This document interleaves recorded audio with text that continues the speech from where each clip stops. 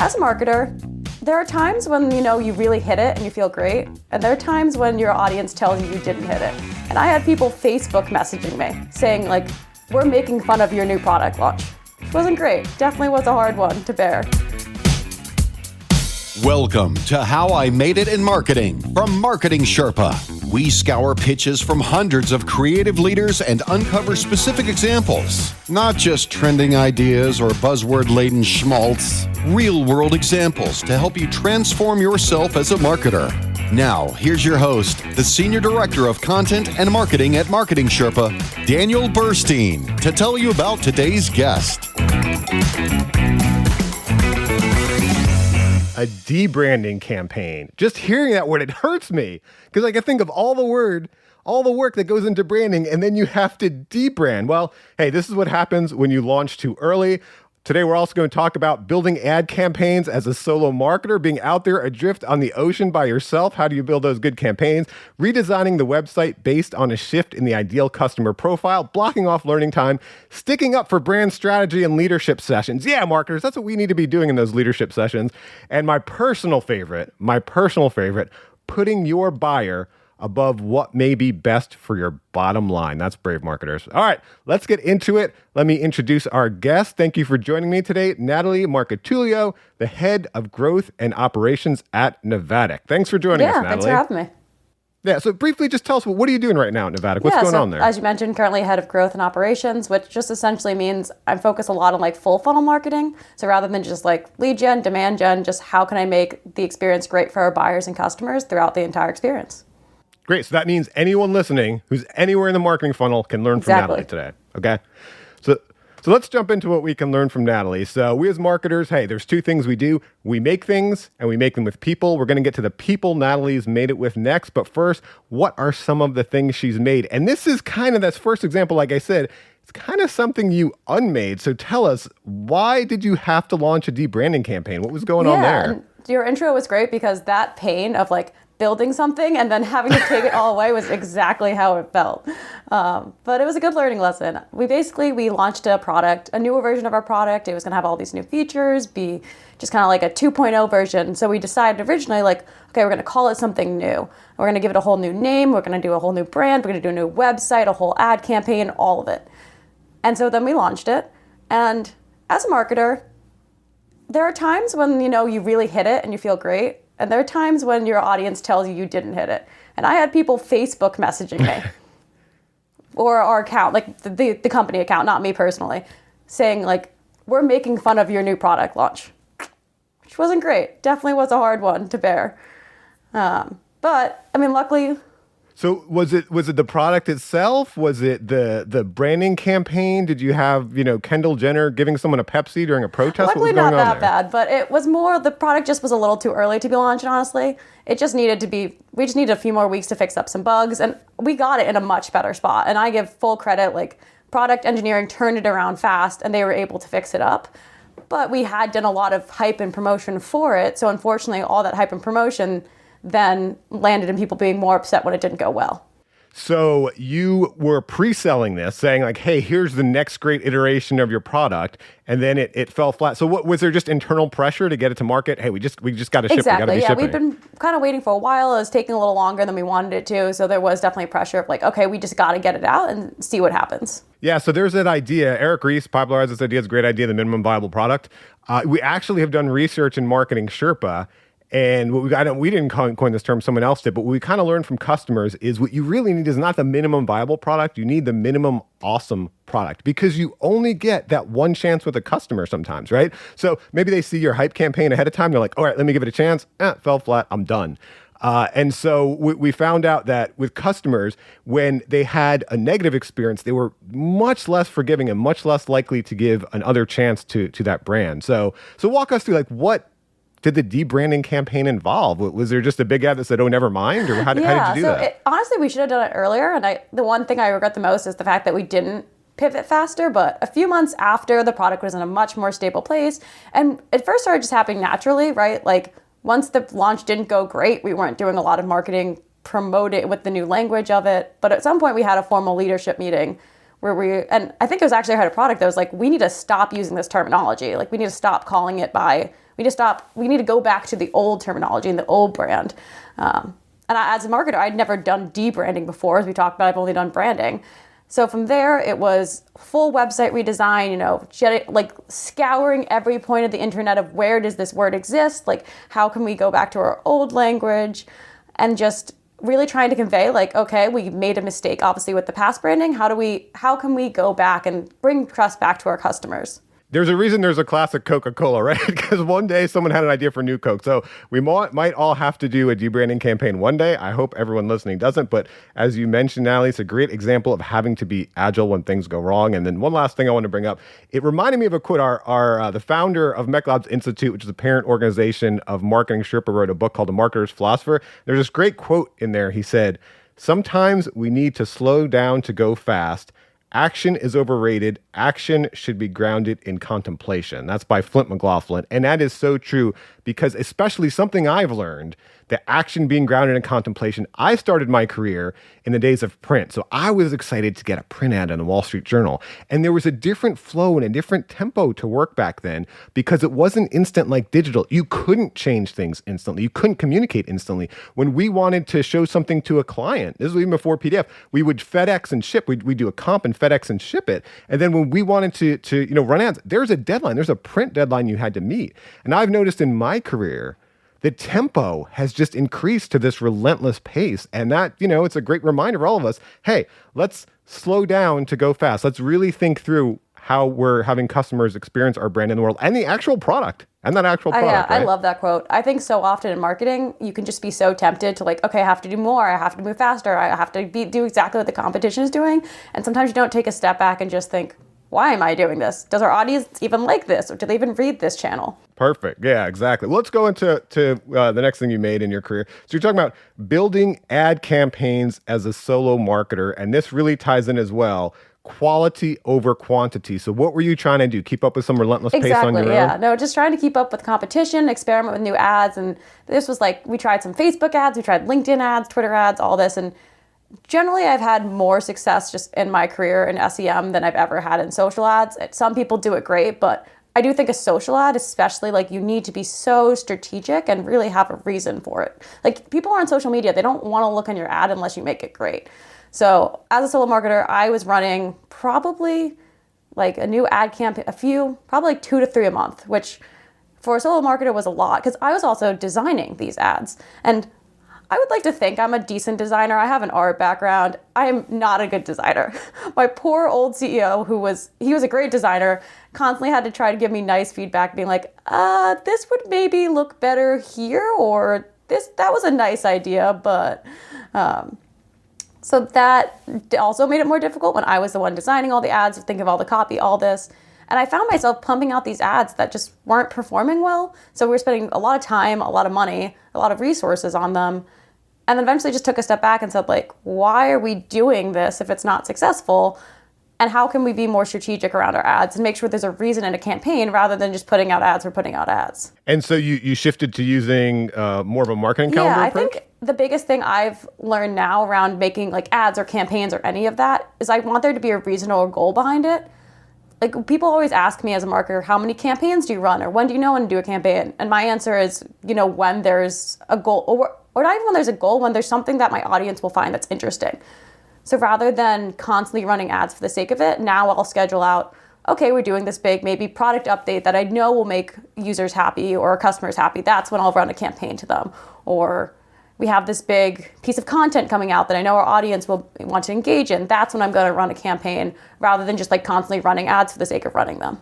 Yeah, I think there's a great analogy in public relations too. I've seen PR pros who are always like looking for reasons to put out press releases. And, sometimes I've been like, yeah, we could put out a press release, right? You could pay amount of money to a press release service and this could be distributed. We could choose to do that. But why would anyone care about this? Why would anyone care? Maybe we'll do less. Let's find stories that people actually care about. Start with the customer and see what they actually care about.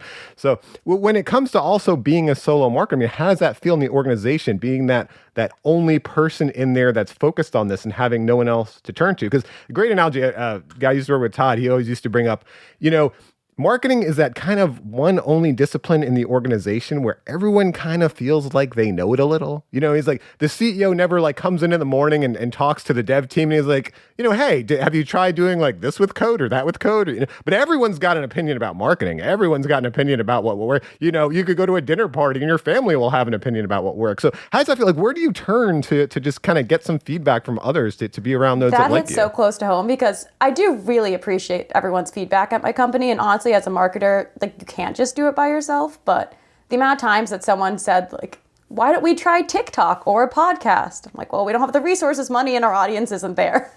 So people definitely love to give their opinions, which, again, for the most part, we love. But every now and then you just get those funny suggestions. As far as where I turn to, I think I really use the sales team a lot, honestly, because they're the ones talking to the prospects. So having a close relationship with them, and they will talk to me about good deals, bad deals, good combos, and actually send the recording too. Like, that has been so key as a marketer, that I can watch firsthand how the prospect react, what they said.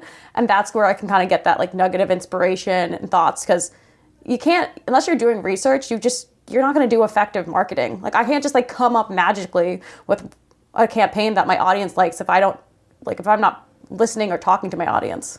So I love that idea. I think everyone stop and listen to that nugget. I love that idea of putting yourself in the customer's shoes. So you get recordings of sales calls and you listen to them to help understand how the customer's reacting better. And I put a block on my calendar weekly. And like, maybe I'll go for a walk and do it. Maybe I'll go for a run. And it's also kind of nice just to get off out your desk. But I make sure every week, even a busy week, that I put some time aside to listen to these calls. I think that's beautiful. That's beautiful. Now, I think that really ties kind of into our third lesson we're talking about here. We talked about redesigning the website based on a shift in the ideal customer profile. So again, a website, when we talk about it, we think it's technology, we think it's numbers, we think it's, all these things going on behind it. But really, it's a conversation between the company and the customer. And the more you can get in that customer's head, the more you can hear their language and the types of specific words they use. I've done that before. Listen to how does a customer talk about things? What specific words do they use? The better you can communicate to them. So tell us about this website redesign. Why did you have to redesign the website? So this was actually at Nevadic, where I currently work. And I joined in October, and this was the first thing I took on. Which definitely was a lot of whole rebranding and website redesign. Is your first project as a solo marketer again.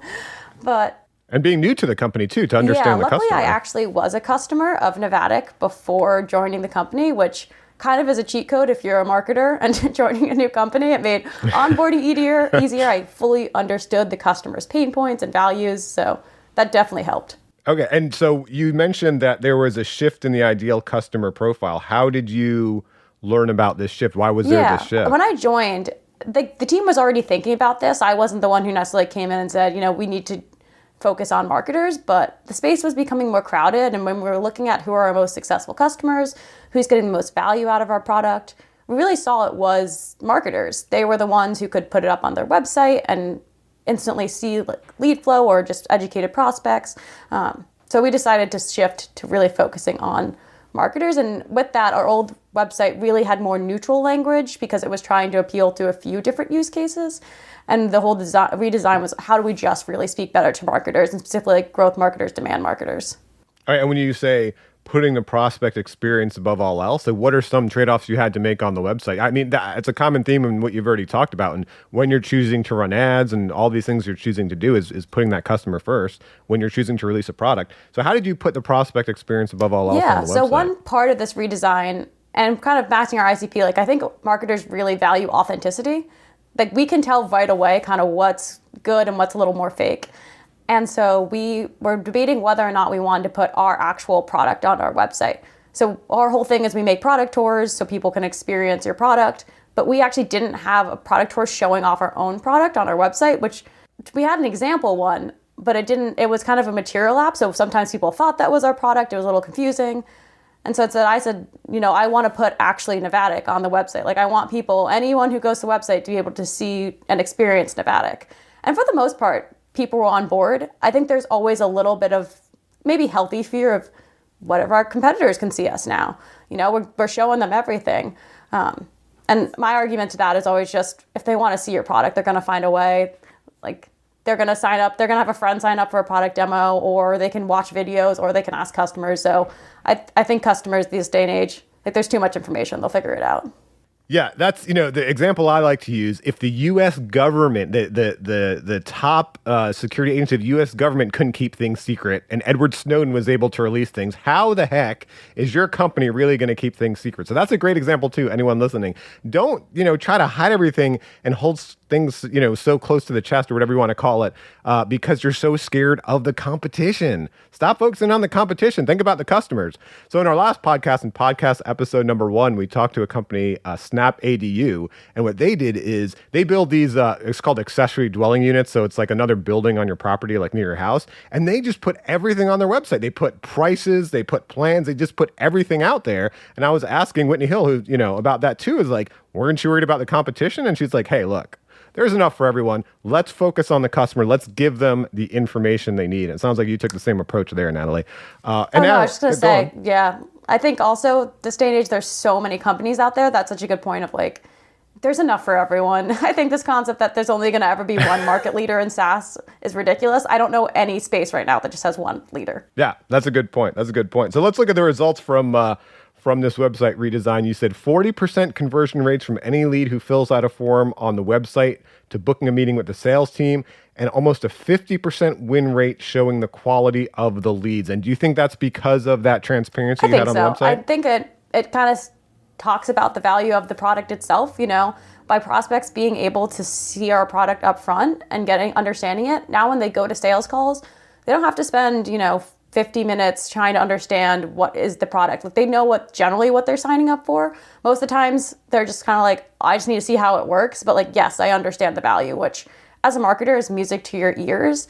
You want everyone your sales team to talk to understand the value. Obviously not everyone's going to be a perfect fit, but at the minimum, they should understand why they're at this sales demo. And I've definitely been on demos where I'm like, I don't really understand what your product does. I don't really understand its value. I just need someone to explain this to me because your website doesn't tell me anything. And then the website's not working, right? Yeah. So we've seen that with companies before. The more transparency you put on the front end, the more the customer understands the product, the higher the win rate. So great example, River Pools and Spas. We've talked about this before. Marcus Sheridan, who now goes by the sales line. He did so well in the pool business. He's now consulting about sales and marketing. And they put up just all this content about pools. They put up prices. Again, they put up all that. His theory was there's no secret sauce. There's no secret sauce. And so before they had a win rate of like 30% because people, when they would call someone out for a pool, they probably call 3 pool companies and okay, they'd randomly pick one. But after, when they had people exposed to all this content, they understood everything at that point. Really, the sales rep is just coming out to take a few measurements and give you an official quote. So definitely. So, all right, let's now talk about people you collaborated with. So as you said, there's really 2 main things in marketing. We talked about some of the things Natalie has made. That is such an exciting and fun thing about marketing, unlike so many other industries today where you're just pushing paper around or managing pensions, or I don't know what other people do, but we actually make things. We make things that we can show. That website that Natalie made, she can show the world that website. The debranding campaign, guess you can't really show because you took everything down. But other than the things that we have made in our career, they're the people that we collaborated with, that we really learned from. And the first person you wanted to talk about, Natalie, was Matthew Sniff, the Chief Product Officer of Map My Customers. How did he teach you about blocking off learning time? What happen there? So as I mentioned, I've basically always been a solo marketer throughout my career. And there's definitely a time when I was just similar to like the ads, just executing. My whole calendar, like I self-block my calendar, so my whole calendar is blocked off. And I definitely found myself like being in a rut. I was, works hard. No one, like generally not many people absolutely adore every second of their job, but I found myself definitely struggling more than I normally was. And I brought it up to him and he made the great point of like, you're kind of just running in circles. By executing and just executing, you're not actually having any time to think strategically. You're not taking time back. And you might actually be producing worse work because you're not thinking strategically. And I like, it was such an obvious thought, but it wasn't until he like sat down and said it to me that I was like, you're right. I'm not giving myself any of this. And what I do now is I make sure almost every day that I just have learning time. So whether that's, scrolling through LinkedIn, honestly, you learn a lot from the content there. And again, I'm selling to marketers, so I'm learning what they're saying. Or maybe it's going to a webinar or attending something. I just don't think the human mind is meant to be productive for 8 to, however many hours a day. So giving yourself that off time and learning time, 1, just makes it so when you are working, you're going to be more productive. But then 2, also gives you those valuable insights and strategies you need to do your job. Yeah, I found that too, that, there's got to be this balance between input and output. It's like, a bank account. You put in, you take out. And so sometimes when I've just been so grinding in my career, I'm drained and the good ideas just aren't coming. And let's face it, folks, marketing is an idea industry. Right? Marketing is an idea industry. We're not like, I don't know what it's like to be a mechanic, but imagine you go and you fix the car, you look at the book, you fix the car. We need to come up with ideas. And if we're not putting anything in, nothing is coming out. So for me, even stuff like I love stand-up comedy. I love stand-up comedy podcasts and hearing about the craft of that. And what can I learn from that for my craft, or going to an art museum, or going out in nature, or reading just about something totally unrelated to marketing and making the connection. I think it's so helpful. And of course, I would be remiss at this point not to mention, if you are looking to block off some learning time, just even listening to this podcast, you're doing that. Going to Marketing Sherpa, reading our case studies, you're doing that. We have through MECLab's Institute, a free digital marketing course called Become a Marketer Philosopher. That is another way to do that. But again, it's either learning in the marketing industry, like the stuff we produce, or just going out and finding some passion, learn about anything interesting and unique. Learn about how a stand-up comedian did their craft, and artists did their thing. Learn about how, Elon Musk is putting cars together, and that will spark new ideas in you. What's your favorite thing to learn about, Natalie, outside of marketing? Like what is really kind of just, you live in New York City, there's got to be just some great museums, great, all sorts of things to learn from. Yeah, I think art has to be it. I wish, honestly, it's something I wish I did more than I do, but I was an art minor in college. When I was between jobs, I spent a day, which is embarrassing because I should just more like sketching along the New York, which was very funny because it made me feel as if I was in like a movie or something, or this whole change in my life. But it's like, no, I've done this once. People came up to me like, oh, are you an artist? I'm like, no, I'm just trying to get back into it. But that's definitely the type of thing I'm trying to learn about outside of work. Sometimes it's fun to put that other hat on and see what it's like, right? What being an artist is like for a day. All right, so thanks to Matthew for that lesson. Next up, Andrea Kayal, CMO at Electric. You learned sticking up for brand strategy in leadership session. So take us to that session. What was going on that you had to stick up for the brand strategy? Yeah, and I can go kind of into her lesson first. She was my advisor at the time, and I remember speaking to her and just being very frustrated and just saying, like, I feel like, I keep getting things assigned to me, but I'm not necessarily I'm not having as much say. Like, I feel like as marketers, as you said, everyone likes to put their input, but when it comes down to the big leadership decisions, it's what does sales think? What does engineering think? And sometimes it's not always, how does this affecting our brand, or, is the decision we're making? So there are definitely, some meetings where we would be making a decision about like pricing I think this one specifically maybe was related to pricing and how we're pricing. And you're thinking about what's best for operations or our bottom line, all that. And I have an operations background too, so I get it. But at some point we have to think, like, is this the authentic thing to do? Does this match our brand value? Does this match what our customers want? Because at the end of the day, it sounds silly, but if it doesn't match what our customers want or expect out of our brand and it feels inauthentic, they're not going to go for you. So I just remember in this meeting specifically being pretty vocal about, yes, this pricing strategy might be better, but it doesn't seem aligned with what we're doing or how our customers want to buy or what they need.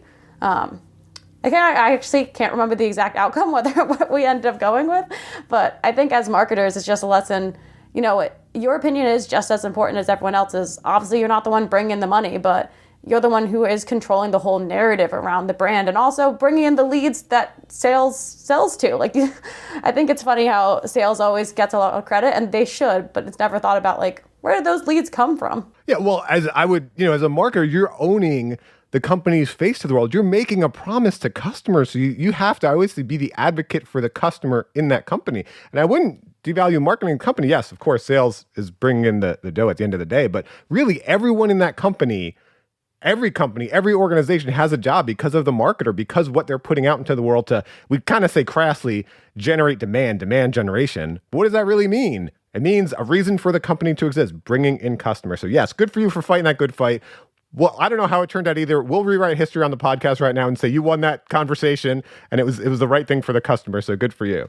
And actually, lastly, I want to mention too, Marketing Sherpa, we've done research on, this is what we call it. We call it customer first marketing.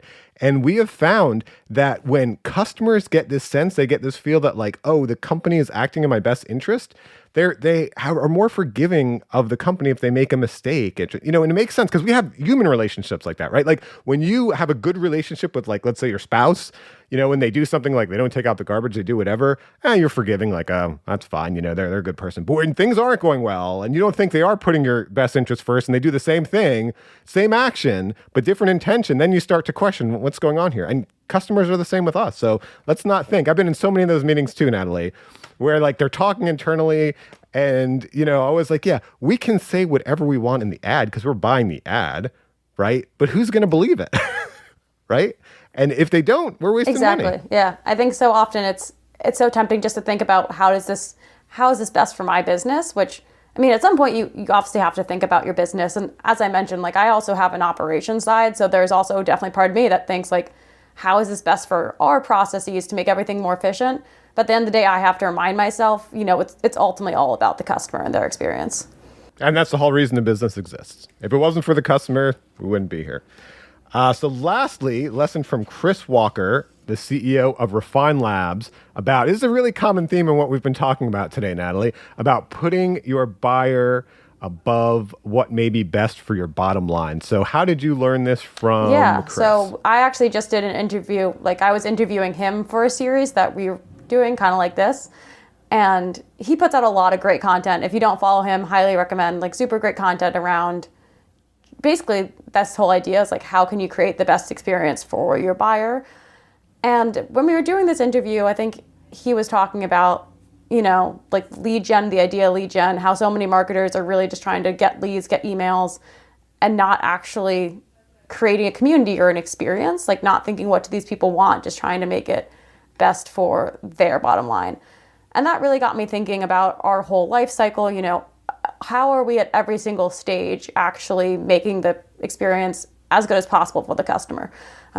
So after that meeting, like it was really like sticking in my mind, kind of illuminating is the right word, kind of just ruminating around there. There we go. And I ended up meeting with our head of CS and I was like, I want to map out the entire customer journey as it is today. Like, let's sit down, and we're still doing this. It's been a multi-session event. Like, it's not something that you're just going to crank out in an hour. But we've been mapping out every single point, where are the friction points, where could it be better?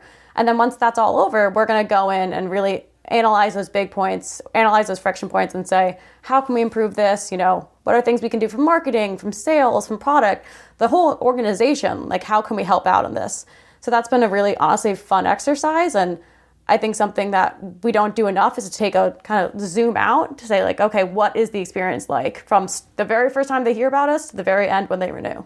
Yeah, mapping out that customer journey. And meeting with your head of customer service, too, is a great example of marketing not just sitting in their silo and doing their own thing and saying, oh, well, I only own the ads or I only own the lead generation. Every experience, every touch point you have with the customer affects the brand. So one example in my own life I just had personally, which kind of drove me nuts, was more of an operational thing, but I bought I think it was a washing machine from Home Depot. And so this was before COVID. So I was working from home just to get this washing machine. I'm sitting and I live on a cul-de-sac, this just pickup truck with a trailer swing around with a bunch of washing machines on it.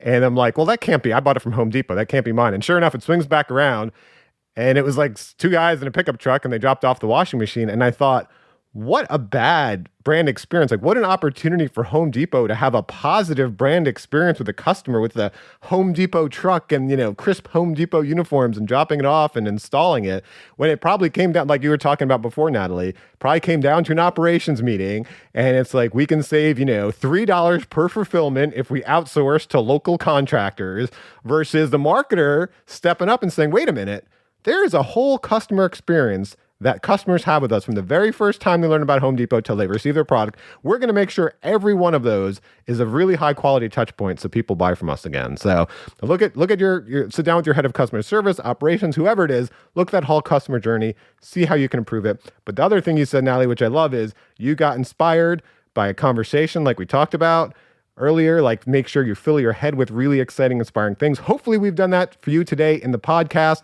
Hopefully you hear something, you go back to your company, you make an improvement. If so, tell us about it.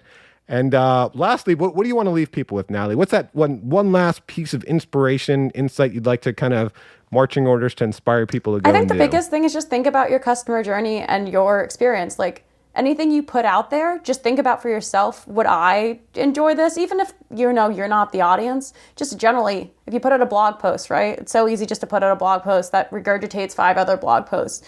Think, would I actually read this? And if the answer is no, then it might be time to reevaluate some things. That's perfect. When we were talking about this podcast, right before I started interviewing Natalie, I said that's exactly what we did with the podcast. Why does there need to be another podcast in the world? And we really had to think that through. And hopefully you see there's a need for this. These kind of conversations, this back and forth, this real life, this seeing what it's really like to be a marketer and how different marketers made it in their marketing career. Well, thank you for joining us and listening. And thank you for joining us, Natalie, and sharing what you've learned in your career. Yeah, thanks so much for having me. Thank you for joining us for How I Made It in Marketing with Daniel Burstein. Now that you've gotten inspiration for transforming yourself as a marketer, get some ideas for your next marketing campaign from Marketing Sherpa's extensive library of free case studies at marketingsherpa.com. That's marketingsherpa.com.